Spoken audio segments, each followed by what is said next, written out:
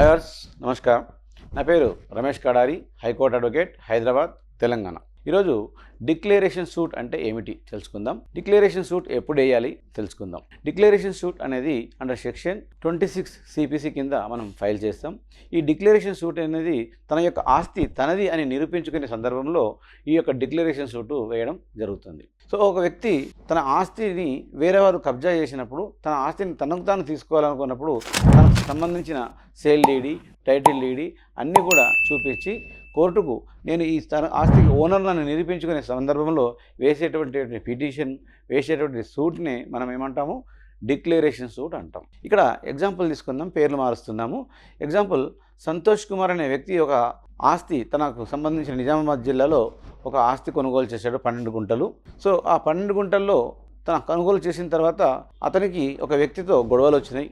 ఆ గొడవలలో కొట్లాటలో అతను చనిపోయాడు, సంతోష్ కుమార్ చనిపోయాడు. సో సంతోష్ కుమార్ చనిపోయినప్పుడు ఆ యొక్క సంతోష్ కుమార్ చనిపోక ముందే తన ఆస్తిని తన కుమారుడైన రవికుమార్కు చేశాడు, రిజిస్ట్రేషన్ చేశాడు.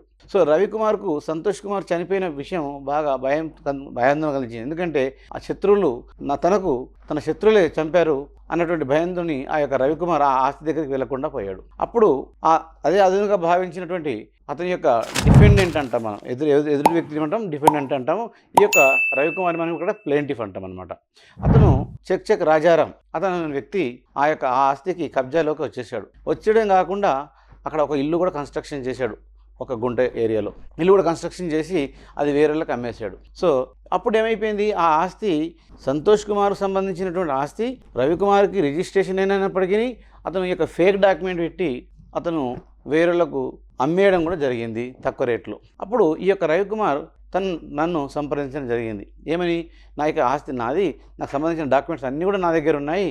సో ఇది అన్యాయము, చూస్తుండగానే పక్క నన్ను ఆస్తిని ఆక్రమించుకుంటున్నారు అన్నారు. అప్పుడు ఆలోచించి దీనికి ఖచ్చితంగా డిక్లరేషన్ సూట్ వేసుకుంటే మనకు ఈ ప్రాపర్టీ దక్కుతుంది, డౌటే లేదు. ఈ డిక్లరేషన్ సూట్కి మనకి ఏం కావాలి, అతని యొక్క ఆస్తి సంబంధించిన డాక్యుమెంట్స్లలో వాళ్ళ ఫాదర్ కొనుగోలు చేసినటువంటి సేల్ డీడ్ తీసుకోవాలి, ఆ యొక్క టైటిల్ డీడ్ మనం తీసుకున్నాము ఆల్రెడీ, ఆ యొక్క ఫాదర్ యొక్క డెత్ సర్టిఫికేట్ తీసుకోవాలి.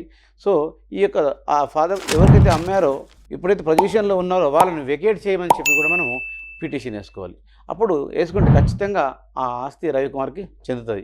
ఈ అక్రమార్కుల నుంచి ఎవరైతే దుర్మార్గంగా అక్రమంగా ఆ ఆస్తిని ఆక్రమించుకుంటున్నారో వాళ్ళ నుంచి కలెక్ట్ చేసుకోవడానికి, వాళ్ళ నుంచి స్వాధీనం చేసుకోవడానికి ఉపయోగించేటువంటి సూట్ని డిక్లరేషన్ సూట్ అంటారు. Thank you.